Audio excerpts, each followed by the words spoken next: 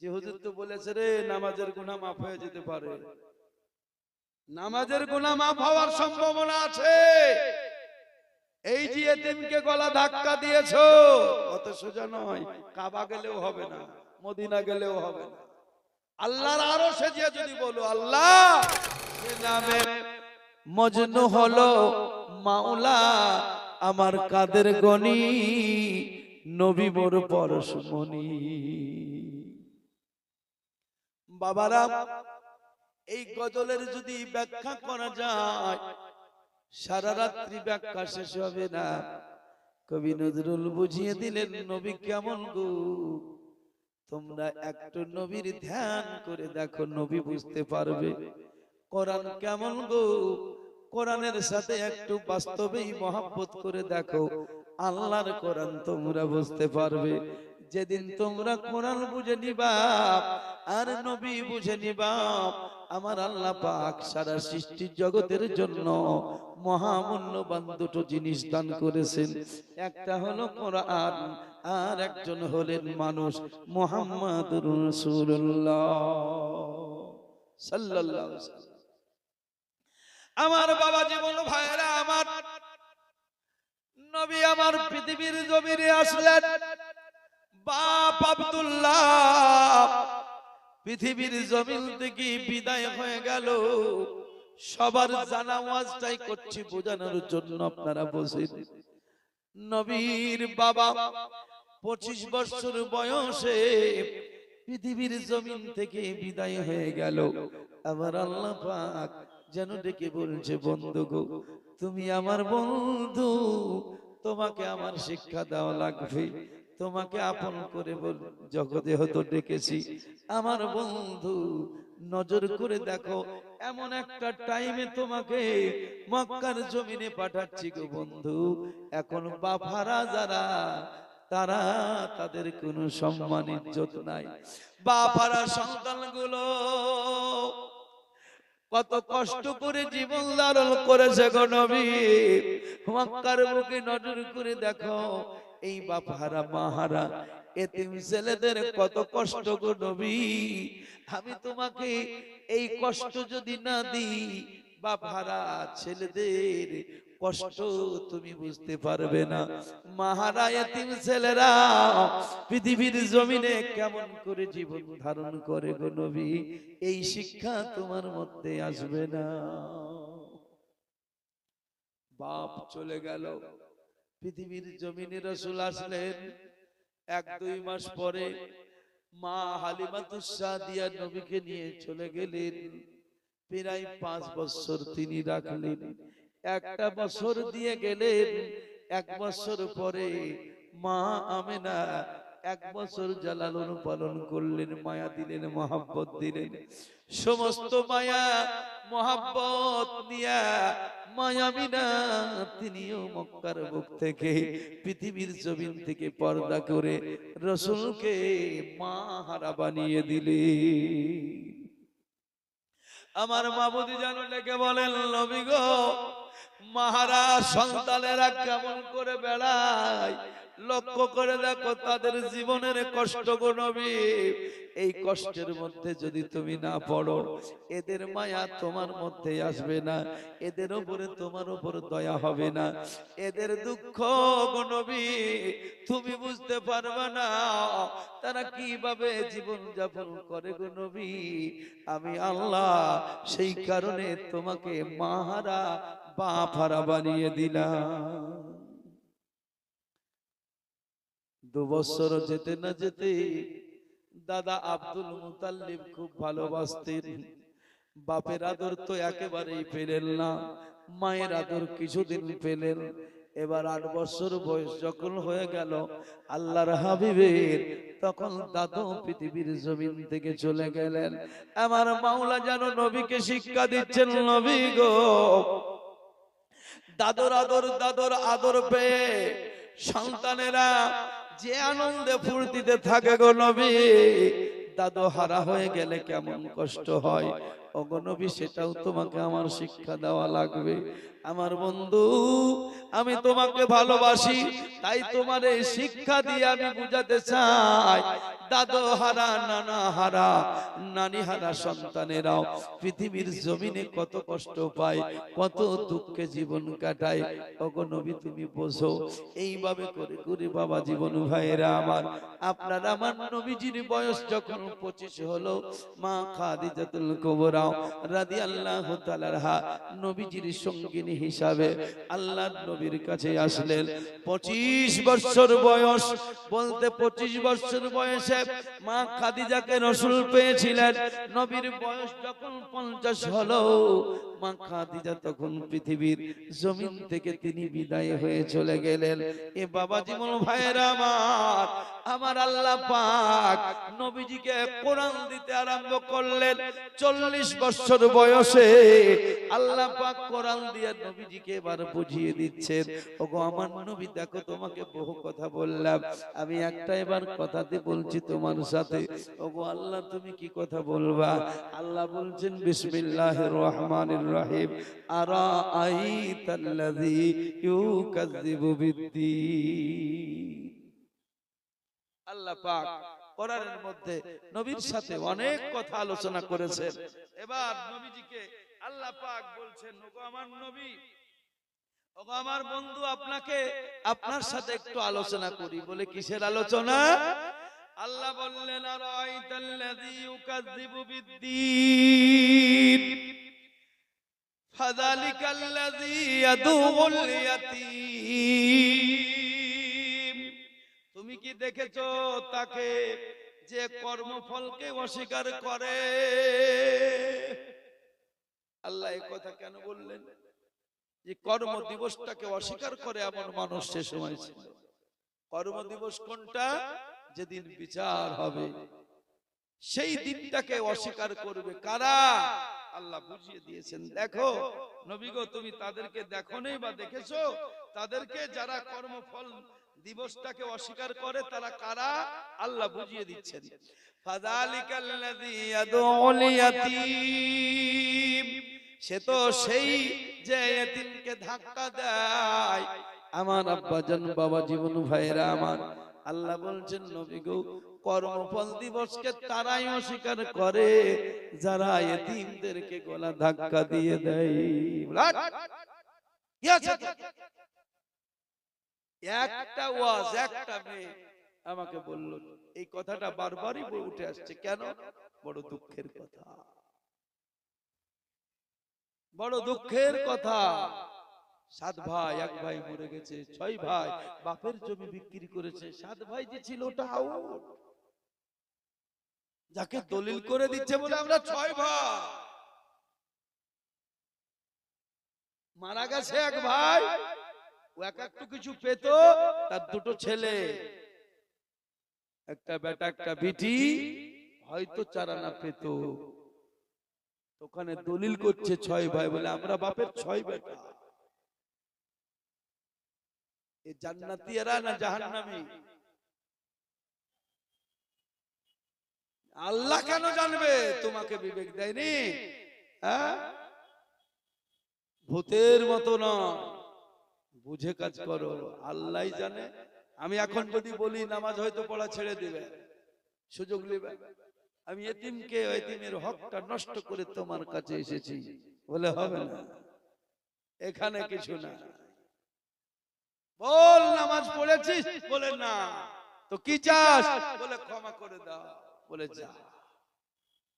বলে ওটা আমার ব্যক্তিগত, আমি ইচ্ছা করলে বেনামাজি কেউ নামাজ জান্নাত দিতে পারি, ইচ্ছা করলে নামাজিকে জাহান্নামে দিতে পারি, এটা আমার ব্যাপার।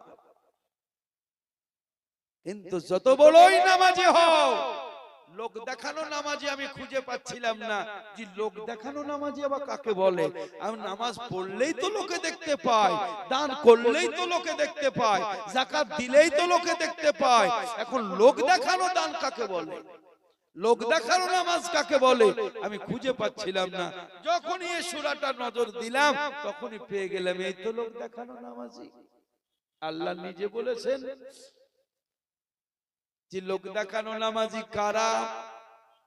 আমার আল্লাহ পাক বলেন আরাআইতাল্লাযী ইউকাযযিবু বিদ্দীন ফাযালিকাল্লাযী ইয়াদউল ইয়াতীম ওয়া লা ইয়াহুদ্দু আলা তুআমিল মিসকিন, এবং মিসকিনকে খাদ্য দানে উৎসাহ দেয় না।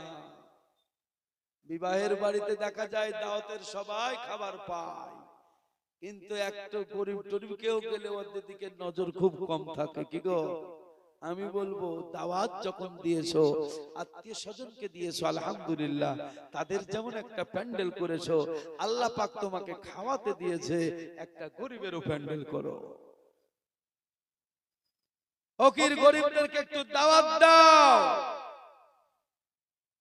এরা খেয়ে তোমাকে তোমার ঋণ শোধ করে চলে যাবে। তুমি দিয়েছো দাওয়াত, হয়তো কেউ ঘোড়া নিয়ে আসবে, কেউ লুঙ্গি নিয়ে আসবে, কেউ কিছু নিয়ে আসবে, তুমি যা খাওয়াবা তার থেকে ডবল দিয়ে তোমাকে শোধ করে দিয়ে চলে যাবে, কিচ্ছু পাবা না। গরিবদেরকে দাও, ওরা তোমাকে শোধ করতে পারবে না, একটু দোয়া দিয়ে চলে যাবে। বুঝতে পারলেন? তারা একটু দোয়া দিয়ে যাবে, খাওয়ার বদলে তোমাকে কিছু টাকা পয়সা উপহার দিতে পারবে না, তোমার ওই ঋণটুকু শোধ করতে পারবে না, একটু দোয়া দিয়ে চলে যাবে, সেই দোয়াতে তোমার আরো বাড়বে। আল্লাহ পাক বলেই দিলেন ফাযালিকাল্লাযী ইয়াদউল ইয়াতীম ওয়া লা ইয়াহুদ্দু আলা তুআমিল মিসকিন। আল্লাহ তারপরে বলছেন ফাওয়াইলুল লিল মুসাল্লিন, ওগো আমার নবী, এই মুসল্লিন যারা উদাসীন নামাজ সম্পর্কে, মানে সে জানেই না যে নামাজ পড়ছে কিন্তু এতিমকে, এতিমের হক নষ্ট করেছে, মিসকিনকে গলা ধাক্কা দিয়েছে। এবার সে কি করতেছে? জুম্মার দিনে, ঈদের দিনে সুন্দর পোশাক নিয়ে ঘাড়ে মনে করুন যাই নামাজ ঝোলাতে ঝোলাতে মসজিদের কাতারে ঈদের দিনে আপনার লাইন দিতেছে। আল্লাহ বলছেন হারামখোর, এতিমের মাল চুরি করে তুই এখানে এসেছিস, ভাইয়ের হক নষ্ট করেছিস। আমার নবীকে আল্লাহ এতিম বানিয়েছেন এতিমদের মর্যাদা বোঝাবার জন্য। ওগো বাবা, আমি সেই কারণে বলি, শুধু মাথায় টুপি দেওয়া সুন্নত নয়, জুব্বা পরা সুন্নত নয়, শুধু মিষ্টি খাওয়া সুন্নত নয়, বাস্তবে সুন্নত গুলো যদি পালন করো সমাজ সুন্দর হবে। গরিব এতিমের কান্না বুঝিয়ে দিতে যদি পারো, আল্লাহ পাক জান্নাত তোমার দরওয়াজা খুলে দেবে।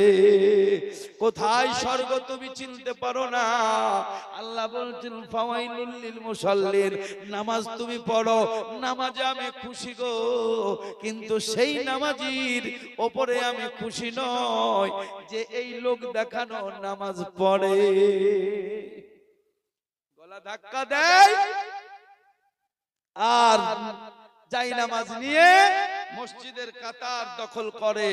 আগে আল্লাহ বলছেন নবী, এরা হলো সেই নামাজি।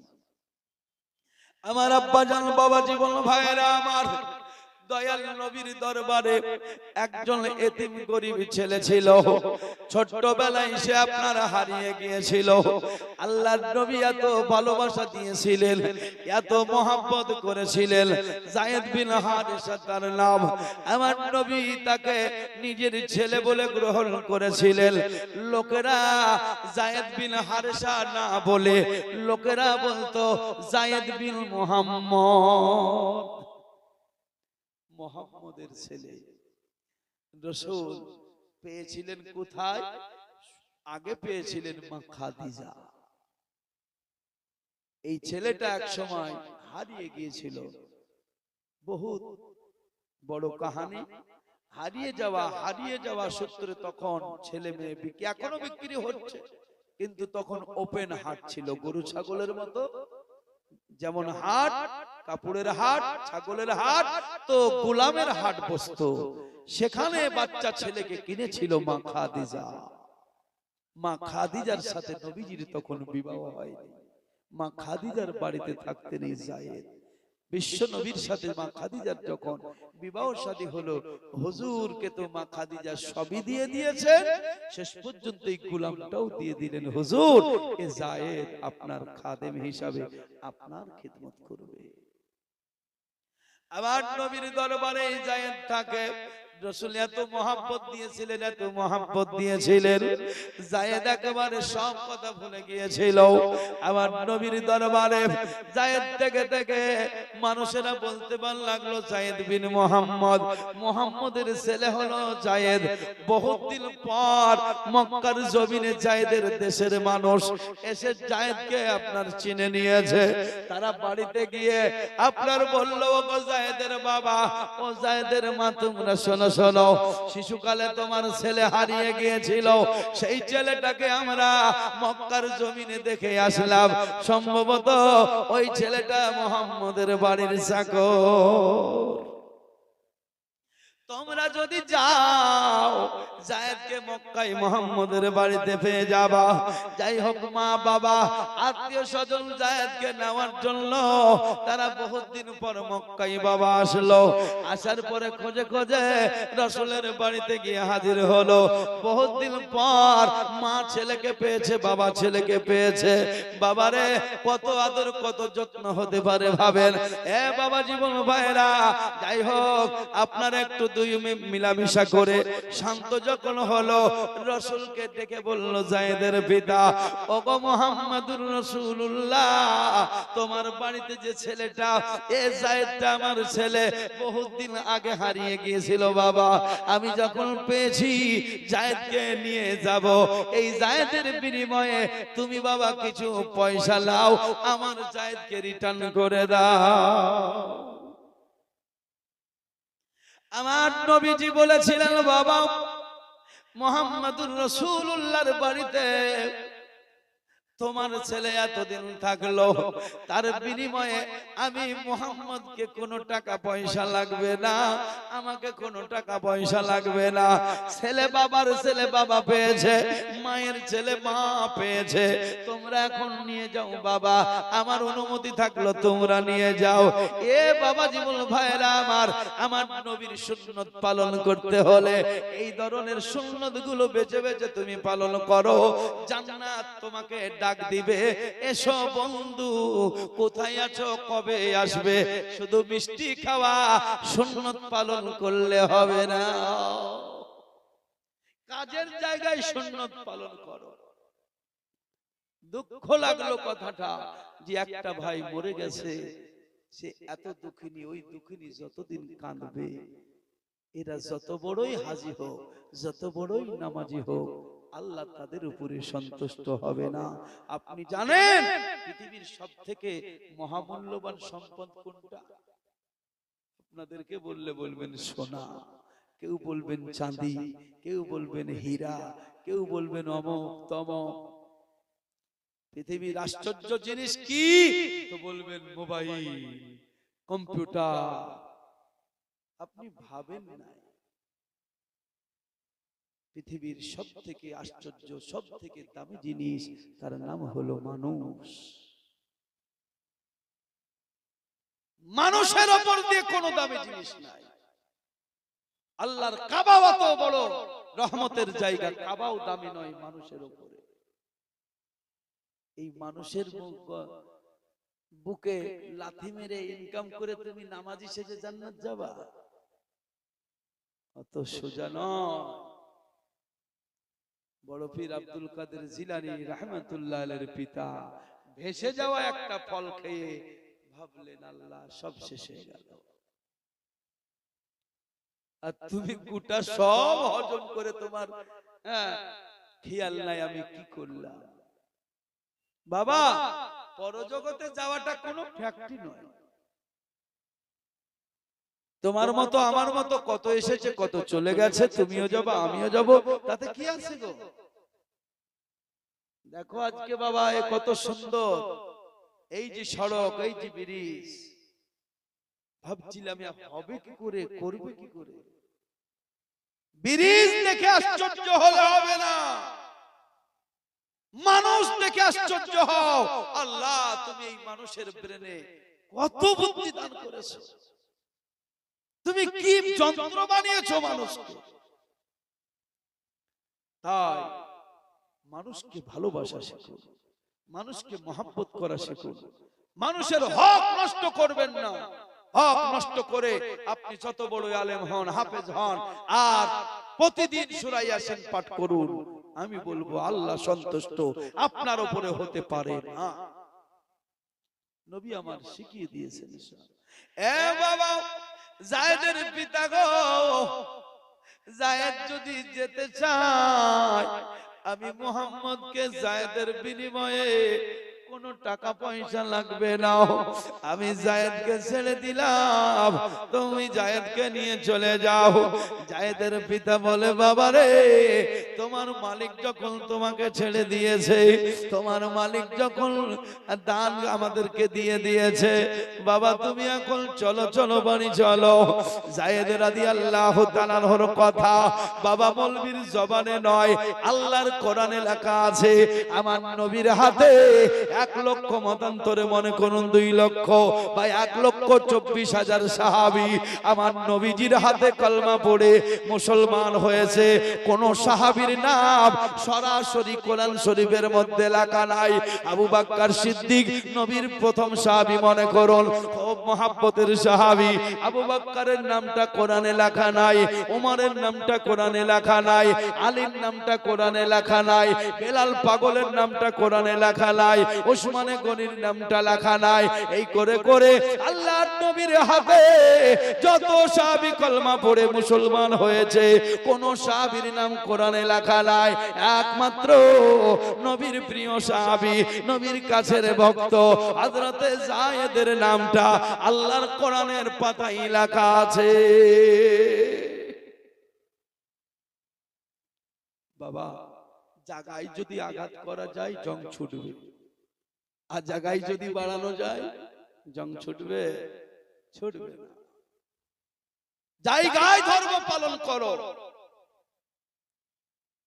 এতিম হালেমা আমিনার কোলে ওগো রহমত নেমে এলো, প্রসব পরে অশ্রু ঝরে, উম্মতি বলে কাঁদিল, ওগো রহমত নেমে এলো।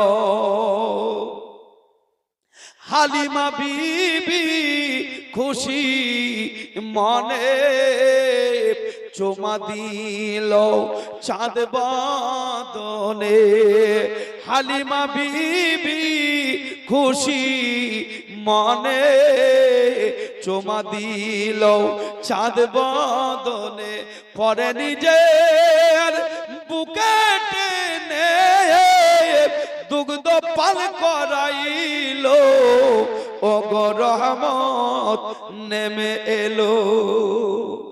আপন পর সব মক্কাবাসী ব্যবহারে হলো খুশি, আপন পর সব মক্কাবাসী ব্যবহারে হলো খুশি। মুখে দেখি এ মুচকি হাসি, মুখে দেখি মুচকি হাসি, সবার প্রাণ জুড়ালো, ওগো রহমত নেমে এলো।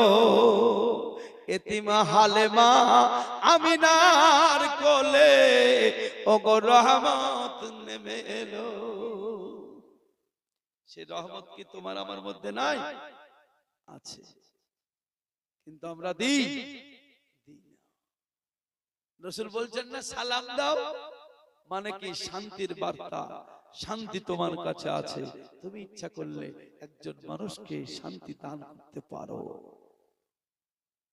তুমি দয়া দান করতে পারো, তুমি রহমত দান করতে পারো, কিন্তু তুমি গজবটাকে লক্ষ্য রেখেছো না, হবে না। বাবা, ওপর ওপর যদি এরকম আমাদের হয়, লিলান যতই দেওয়া যায়, বাস্তবে যদি লিলান না হয় ঘাস মরবে গো, ঘাস মরবে না। সমাজ আমাদের যেখানকার সেখানে আজকের এই জালসায় এই প্যান্ডেল দেখে তো মনে হচ্ছে, আমার মনে হয় 50,000 টাকার নিচে লয়।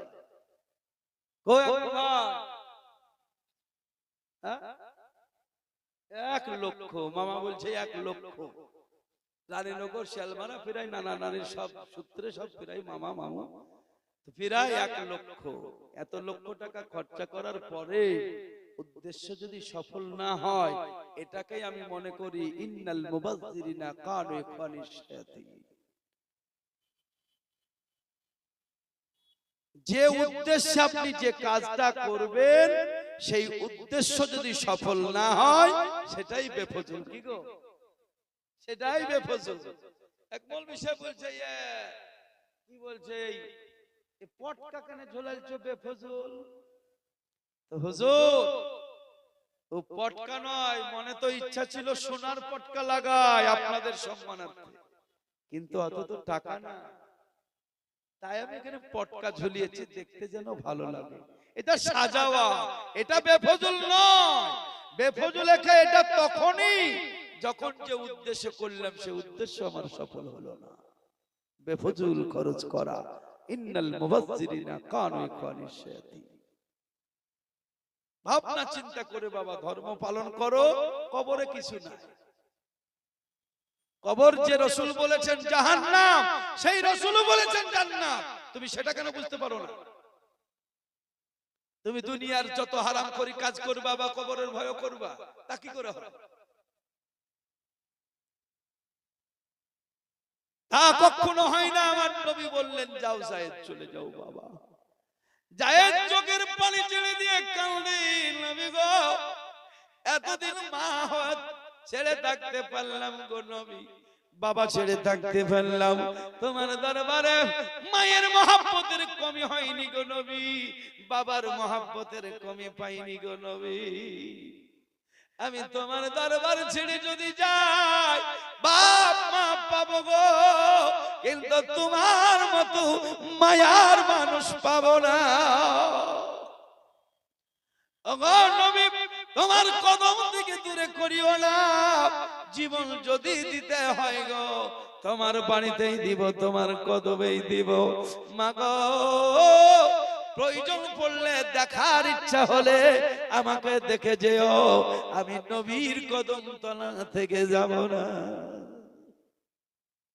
তোমার বাড়িতে আমার বাড়িতে কিছু কিছু মানুষ আমি দেখছি তো, বলে ওর বাড়িতে, বলে খবরদার না, জানিলে বাড়ি করতে হবে, কিন্তু ওর বাড়িতে লয়। কেন টিকে না? কাজ করিয়ে নেওয়া জানতে হবে। মহব্বত দিয়ে কাজ করিয়ে নাও, গোলাম বলে নয়। গোলামকে রাসূল যে মহব্বত দিয়েছে, যেভাবে কাজ করিয়েছেন, তুমি সেই মহব্বত দিয়ে তোমার চাকর বাকরকে কাজ করাও, দেখো কত স্বর্গ, কত স্বর্গের সুখ। আব্বাজান, বাবা জীবন ভাইয়েরা, আমার নবীর চরিত্র ধারণ করার নাম হচ্ছে ধর্ম ধারণ করা। আল্লাহর কোরআনের চরিত্র, আল্লাহর চরিত্র ধারণ করে নিজের জীবন অতিবাহিত করার নাম হচ্ছে ধর্ম পালন করা। আপনি এখনো ধর্ম বোঝেন? আল্লাহ কোরআন দিলেন, কোরআনের প্রথমেই বললেন, আজান হচ্ছে অবহত দূরে, চিন্তা নাই, অত দূর থেকে এখানে আপনাকে ও জবাব দেওয়া ওয়াজিব হলোই, ফরজ হলোই। আজান ওই দিকে হচ্ছে। মহব্বত একটু দরুদ শরীফ পড়ুন।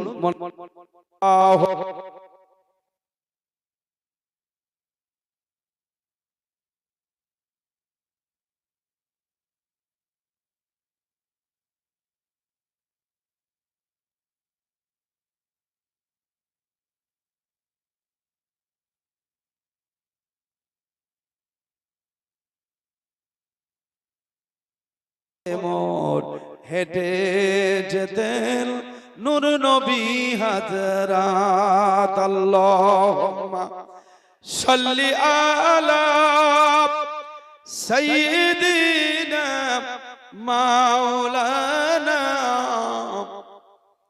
ওয়ালা আলি সাইয়্যিদিনা মাওলানা মুহাম্মদ সাল্লাল্লাহু তাআলা আলাইহি সাল্লাম। আবার আব্বাজান, বাপজি ভাইরা, আমার নবীর চরিত্রের কথা বললাম। কোরআন পড়ুন, জীবন গড়ুন। সূরা ফাতিহা, তার আগেই লেখা আছে বিসমিল্লাহ।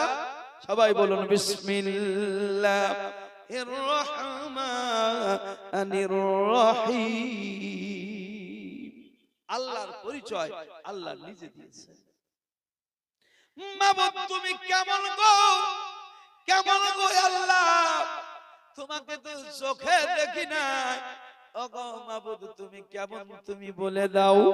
আল্লাহ ডেকে বলে বান্দা রে, আমি তোদেরকে কোরআন দিলাম, কোরআনের মধ্যে আমি মাবুদের পরিচয় দিয়ে দিয়েছি, আমার নীতি দিয়ে দিয়েছি, আমার আদর্শ দিয়ে দিয়েছি। বান্দারে লক্ষ্য করে দেখ, প্রথমেই দিয়েছি বিসমিল্লাহির রহমানির রহিম। আল্লাহর রঙে রঙা মানে কি দেখেন বুঝাচ্ছি। তার রঙে যদি আপনি রঙে যান, জাহান্নাম আপনাকে দেখে ভয় করবে গো, জান্নাতের দরওয়াজা খুলে যাবে। বাবা জীবন ভাইরা আমার, আল্লাহ বলছেন আমি আল্লাহ কেমন। আল্লাহ পরে পরেই বলছেন বান্দারে, আমার নাম হলো রহমান, আমার গুণ হলো রহমান, আমার গুণ হলো দয়া করা, আমার গুণ দয়া করা। আল্লাহ তুমি কেমন দয়া করো। আল্লাহ বলছেন আমার নাম হলো রহিম, আমি এমন দয়াল, আমার দয়ার শেষ নাই। আল্লাহ মায়ের সম্পর্ক তৈরি করেননি বান্দার সাথে, বাবার সম্পর্ক তৈরি করেননি। এগুলো কেন ভাবলেই পাবে। বাবার সম্পর্ক এক সময় শেষ হয়ে যায়, মায়ের মায়াও এক সময় শেষ হয়ে যায়। দুনিয়ার যতই কেউ ভালোবাসুক গো, এ ভালোবাসা এক সময় তোমার তার শেষ আছে, শেষ হয়ে যাবে। কিন্তু মাবুদ দেখে বলে বান্দা রে, আমি মাবুদ তোকে যে ভালোবাসা দিই, আমার ভালোবাসার কোনো অন্ত নাই। আমাকে বোঝ, আমাকে জান, আমি কেমন দয়াল, কেমন রহমান। নমরুদ মাবুদকে মারার জন্য আকাশ পথে গিয়ে হাজির হলো। আকাশ পথে গিয়ে নমরুদ মাবুদকে মারবে গো, তীর ছুঁড়ে দিল আকাশের দিকে। আমার মাবুদ দেখে বলেন জিবরাইল গো, তীরটাকে ধরে নাও, তীরটাকে ধরে নাও। নমরুদকে আমি আল্লাহ, আমার নাম যেহেতু রহমান, নমরুদকে নিরাশ করব না। বিসমিল্লাহির রহমানির রহিম। বুঝো, এই বান্দাকে জাহান্নামে দেওয়ার জন্য আল্লাহ তৈরি করেছে। তুমি এখন 6 ভাইকে যদি 5 ভাই বানাও, তুমি নিজে জাহান্নামে যাবে কি গো? পরের হক যদি তুমি নষ্ট করো। আমার সাথে আলোচনা করতে গিয়ে কথাটা শুনে খুব ভালো লাগলো। হ্যাঁ, মানে পেট্রোল পাম্পটা বাস্তবিক আমাদের এলাকার মধ্যে। বাবা হিংসা করিও না। দেশে যদি 5টা বড় লোক না থাকে, দেশ মানাবে না। হিংসা করিও না, আরো হোক এটা ভাবো। এই যে হচ্ছে না উন্নয়ন, কিসে আসে আসলে এখনো বুঝো না। তৈরি করো, আরব দেখো ফুলছে ফুলছে কেন? হজ অবশ্যই ইসলামের একটা রুকন, কিন্তু আরবের ভাগ্যে জুটে গেছে। আজ এই রুকনটাকে নিয়ে দেশ বিদেশের মানুষ হজে যাচ্ছে, হাজারো, কত বলবো, লক্ষ লক্ষ কোটি কোটি মানুষ। সেই দেশে যত যাবে তত তাদের ইনকাম বেশি হবে। তোমার আমার দেশে আজকে একটা পেট্রোল পাম্প হয়েছে, ওখানে চায়ের দোকান, এখানে ওখানে, এই সড়কের ধারে আরো ভালো ভালো ব্যবসা বাণিজ্য নিয়ে এসো, দেখো দেশ উন্নতি হবে। হিংসা করবে না, আরো হিংসা করিও না। হিংসা দিয়ে হিংসুকের মন যায় না জয় করা, প্রেম পরশে জয় করিলেন, প্রেমিক হয়ে এলেন যারা। ওখানে একটা পেট্রোল পাম্প হয়েছে, তোমরা এই সড়কে আরো কিছু তৈরি করার চেষ্টা করো। দেশ বিদেশের মানুষ আসবে, আরে বাবারে তেল কার বিল, এখানে দেখতেও কত সুন্দর রে, তারপর এখানে কত কিছু পাওয়া যায়, চল বাবা ওখানে যাই, উন্নয়ন আসবে। হিংসা করে ধ্বংস করিও না, হিংসা করে ধ্বংস করিও না। আমার নবী হিংসাকে ধ্বংস করেছেন, আর তুমি আমি হিংসা মনের মধ্যে রেখে স্বর্গ তৈরি করতে চাইছি, হবে না। কোনদিন হবে না। আমার নবীর কথা কত বলবো, আল্লাহর কথা বলছিলাম, কথা চলে আসলো। নবীর দরবারে গিয়ে একজন পেশাব করে দিল। নবীকে একজন অপমান করার জন্য, আসলে তো অপমান করবে না, নবীকে সম্মানই করবে, কিন্তু নবীকে পরীক্ষা করছে। আমার নবীও তো জানেন মানুষ কিভাবে ধরতে হয়। হুজুরকে দাওয়াত দিয়েছেন, আবু বকর আর উমরকে সঙ্গে নিয়ে রাসূল বলছেন চলো গো, অমুক জন দাওয়াত দিয়েছে ওর বাড়ি যাই তো। আমি বাবা বড় বড় বই নয়, আপনি এই ঘটনাটা উর্দু দুশ্রীর মধ্যে পাবেন, অত বড় বই না। আমি লক্ষ্য করি কোন বইগুলো জানেন, ছোটবেলায় পড়েছিলাম ধারাপাত, ধারাপাতটাকে ফলো করি। ওতেই লেখা ছিল কাহারো জিনিস না বলিয়া লইলে চুরি করা হয়। তো জিন্দেগির আর কি লিব, যথেষ্ট সদা সত্য কথা বলিবা, মিথ্যা বলিব না, মিথ্যা কথা মহাপাপ। আমার এমএ এর ক্লাসের বইয়ের দরকার হয় না। ওই মালুম মাদ্রাসায় পড়েছিলাম ছোটবেলায়, সাদনাপুরে পড়েছিলাম। মাওলানা জলিল সাহেব আমার বাপের ছাত্র, ওর ছাত্র আমি। তো আবুল কালাম সাহেব ছিলেন বেলডাঙ্গার, আমাকে উর্দু কায়দা পড়িয়েছিলেন। উস্তাদের মতো উস্তাদ, এগুলো আমার উস্তাদ, উস্তাদের মতো উস্তাদ। তো ওই উর্দু কায়দাতে পড়েছিলাম, ধীরে ধীরে চলনা শিখু, আজ কা কাম কাল পর না টাল, সুদ খানা হারাম হ্যায়। এই কায়দার এই তো বিশেষ করতে পারি না। বুখারীতে যাব কবে, যাব কবে? বাবারা, উপদেশ নিলে ছোট্ট ছোট্ট জায়গা থেকে উপদেশ পাওয়া যায়। পালন করা মানুষের অভাব, পালন করুন হয়ে যাবে। আমার নবীজিকে দাওয়াত দিয়েছে, দাওয়াত দিয়ে কিন্তু নবী পরীক্ষা করবে ইহুদি যে বাস্তবে নবী নবী না নবী নয়, বাস্তবে নবী রাহমাতুল লিল আলামিন কিনা পরীক্ষা করার জন্য ইহুদি দাওয়াত দিয়েছে। রাসূল আমার আবু বকর ওমরকে নিয়ে বললেন চলো যাই, ইহুদির বাড়িতে দাওয়াত আছে, দাওয়াত খেয়ে আসি। ইহুদির বাড়িতে দাওয়াত, নবীজি যাচ্ছেন না, যাচ্ছেন না? তাহলে পাশে যদি অমুসলিম থাকে তাকে কি করতে হবে? জবাই করতে হবে।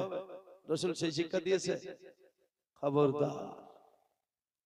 আমার নবীজির সঙ্গী ওমর আবু বকর যেমনই তার বাড়িতে যাওয়া, বাড়িতে দরওয়াজায় ডাক দিলে ইহুদি বলে তোমরা কারা গো? বলে আমার আবু বকর ওমর, আমি মুহাম্মদ। বলে বাবা তুমি দাওয়াত দিয়েছিলে, সেই কারণে তোমার বাড়ি এসেছি। ইহুদি তখন ডেকে বলে মুহাম্মদ তোমাকে কে দাওয়াত দিয়েছে? আমি তো দাওয়াত দিইনি বাবা। তুমি দাওয়াত খেতে কি বেশি ভালোবাসো লোকের বাড়ি, তাই তুমি চলে এসেছো। হযরতে ওমরের মতো মানুষটা যখন একাই থাকতো, এই কথাটা যদি ওমরকে বলতো, এই কথার জবাব ঠিক সে দিয়ে দিত, ঠিক না বেটি? হযরতে ওমর একাই থাকলে ওনাকে বললেন কথার জবাব পাই টু পাই পেয়ে যেত। কিন্তু ছিলেন কে? রাহমাতুল লিল আলামিন সঙ্গে আছেন। হযরতে ওমর বলে নবী গো, যদি হুকুম দাও গর্দন ছুব না। আমার নবী তো জানেন ওমর কেমন লোক, আজে বাজে এড়ি পছন্দ করে না। রাসূল দেখলেন ব্যাপার হয়তো বেশি বেড়ে যাবে। রাসূল বলছেন বাবা গো, দাওয়াত তুমি দাওনি, ঠিক আছে আমি চলে গেলাম। আল্লাহর নবী কিছু না বলে দুইজনকে আবার নিয়ে চলে আসছেন। লোকটা বলছে বাস্তবেই গো নবী তুমি রাহমাতুল লিল আলামিন। হিংসা দিয়ে হিংসুকের মন চাই না জয় করা, প্রেম পরশে জয় করিলেন প্রেমিক হয়ে। তো চলে গেলেন। তো লোকটা বলল যা হোক হলো, আর একদিন দিয়ে দেখবো বাস্তবে আর রাগ আছে কিনা। হ্যাঁ, বাস্তবেই রহমত কিনা সেই দিন টের পাবো। তো থেকে গেল, কিছুদিন পর আবার দয়াল নবী সেই রাস্তায় ওমর আবু বকরকে নিয়ে যান। হযরতে ওমর যেন বলে হুজুর কিছুদিন আগে আপনি এই রাস্তাতে এসেছিলেন, আমার মনে হচ্ছে সেই বাড়ি কি আপনি যান? আল্লাহর রাসূল যেন বলে ওমর গো, হ্যাঁ হ্যাঁ সেই লোকটাই আবার দাওয়াত দিয়েছে। বলে নবী গো সেই দিন অপমান করেছে। আল্লাহর রাসূল যেন ডেকে বলতেছেন ওমর একটু ধৈর্য ধরো, সবর করো, সেই দিন অপমান হয়তো করেছে না বুঝে, আজকে হয়তো অপমান করবে না, আজকে অপমান নাও করতে পারে। চলো বাবা যাই দেখি ওদি কেন ডেকেছে। গেলেন, দরওয়াজায় ডাক দিলেন। সেই দিন যেন ইহুদি নবীর জন্য, নবীর সাহাবীদের জন্য সব রকম ব্যবস্থা করে রেখেছে। ইহুদি পরীক্ষা করার জন্য বলছে, মুহাম্মদ আমি তো তোমারে দাওয়াত দিইনি, তুমি আবার সঙ্গীদেরকে নিয়ে দাওয়াত খেতে চলে এসেছো বেটা, দাওয়াত আমার ঘরে নাই, তোমরা ফিরে যাও। হযরত ওমর এবার আজকে বেশি রেগে গেছেন, বলে ইয়া রাসূলুল্লাহ সহ্য করা যায় না গো নবী, একবার যদি হুকুম দাও এই অপমানের জবাব আমি দিয়ে দেব। আমার নবীজি বলছেন না গো না, এইভাবে জবাব দেওয়া যায় না। সে একভাবে জবাব দিয়েছে, আমি রাসূল অন্যভাবে জবাব দিব। ঠিক আছে বাবা, আমি চলে গেলাম। আমার নবীজি কিছু না বলে সুস্থ মেজাজে রাহমাতুল লিল আলামিন সঙ্গীদেরকে নিয়ে চলছেন। কিছুদিন দূর যাওয়া, ইহুদি পিছু দিক থেকে গিয়ে নবীর কদমের ধরে পড়ে গিয়ে বলে, তোমার মতো দয়ার নবী আর তো হবে না, তুমি দিদার দিয়ে ও গো নবী, তুমি দিদার দিয়ে ও গো নবী চলে যেও না, তোমার মতো দয়াল নবী আর পাবো না। নবী গো আমি পরীক্ষা করছিলাম হুজুর যে আপনি বাস্তবে রহমত কিনা। আমি দুবার অপমান করে বুঝে নিলাম বাস্তবে আপনি রাহমাতুল লিল আলামিন। নবীজির কালমা পড়ে মুসলমান, এর নাম হলো ইসলাম। এই চরিত্রটা যদি আপনার মধ্যে থাকে আপনি ইসলাম।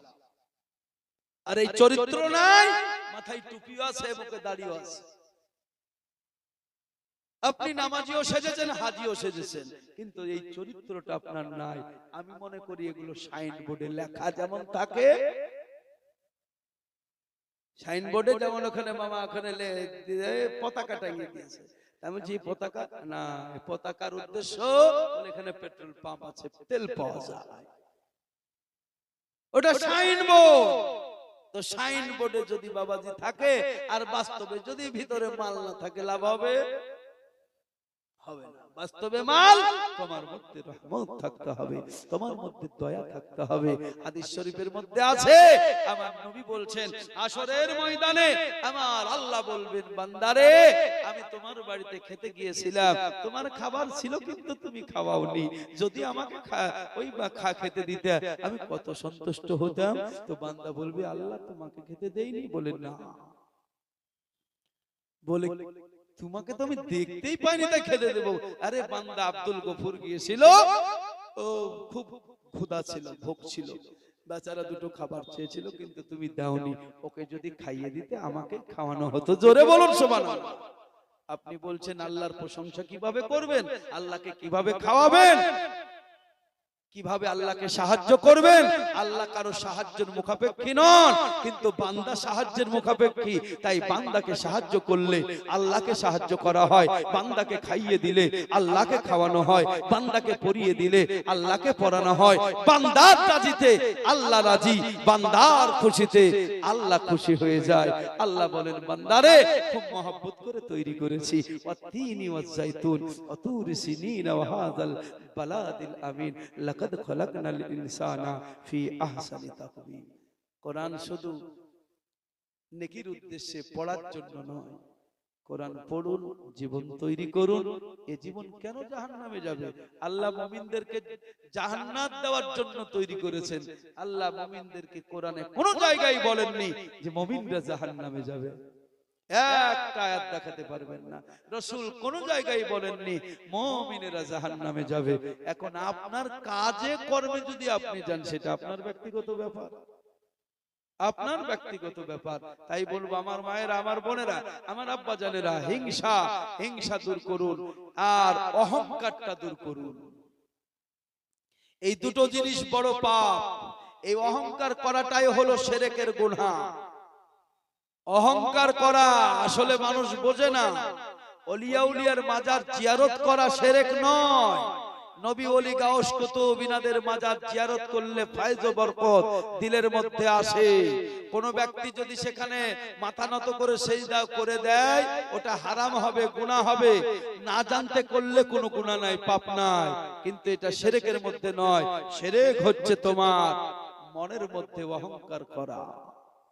এই অহংকারের কারণেই আজাজিল ধ্বংস হয়েছে, নমরুদ ধ্বংস হয়েছে, ফেরাউন ধ্বংস হয়েছে, হামান ধ্বংস হয়েছে, এইভাবে সাদ্দাত ধ্বংস হয়েছে, নবীর চাচা আবু লাহাব ধ্বংস হয়ে গেছে এই অহংকারের জন্য। বুঝতে পারলেন? অহংকারের জন্য। এই অহংকার করাটাই হলো শিরকের গুনাহ।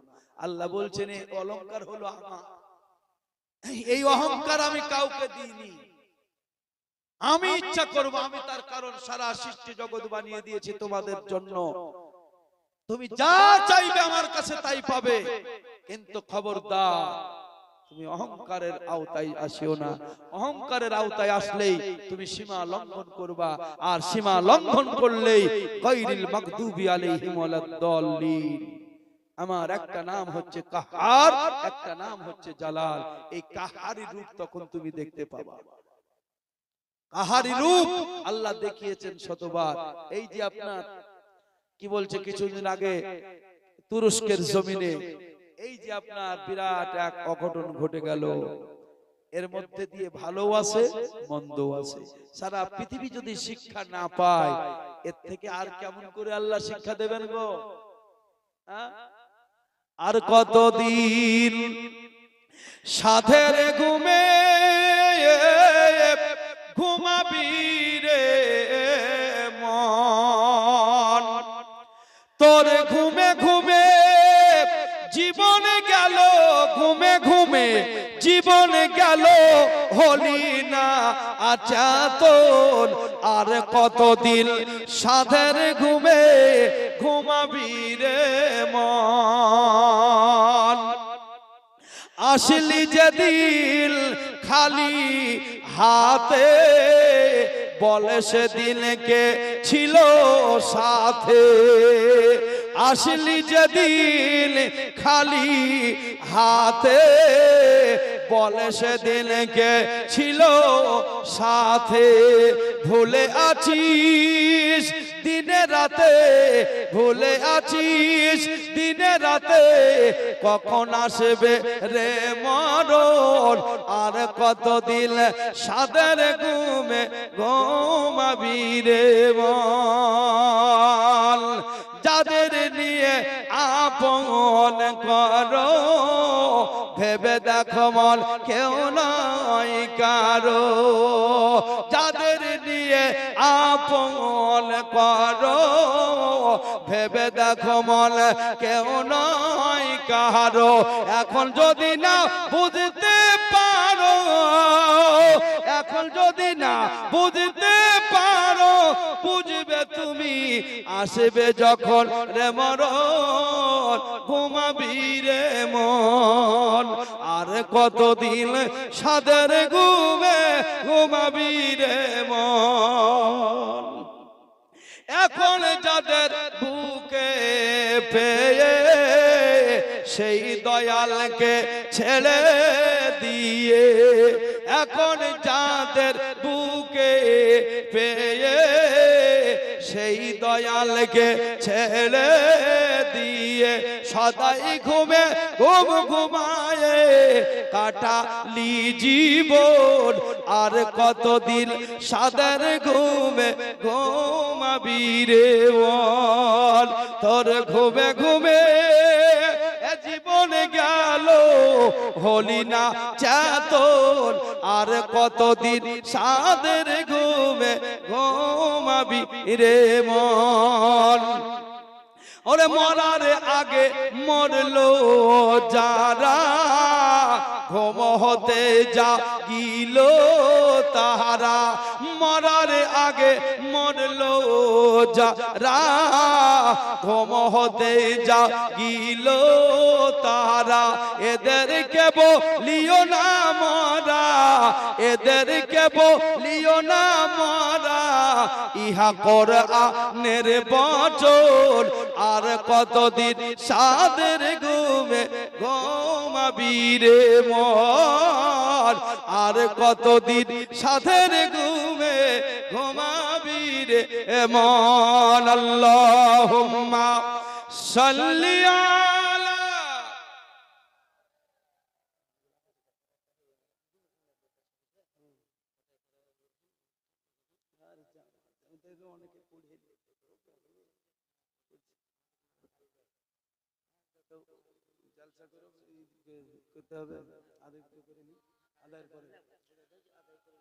লা মোহাম্মদ হরদম ज़बान से निकालो, पाक नामे मोहम्मद हरदम ज़बान से निकालो, शफियाना मोहम्मद सल्लल्लाहु ताला अलैहि वसल्लम।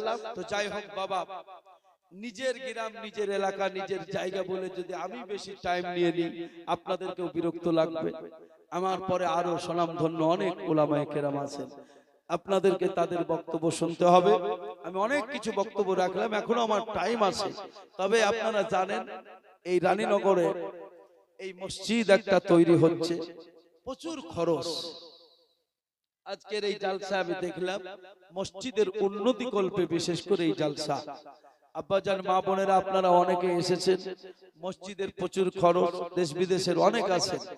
আপনাদের কাছে আমি কি বলবো, সুবহানাল্লাহ, আপনাদেরকে 10,000 20,000 আমার প্রয়োজন না। আজকে এখানে যতটা মা বোন সবাই আছেন, একটা করে 1000 টাকা যদি আপনারা খালিস নিয়তে